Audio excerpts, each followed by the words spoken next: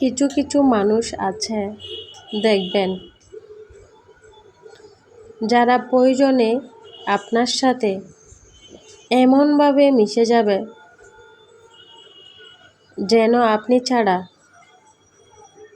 তার জীবনে দ্বিতীয় কোনো অপশন নেই।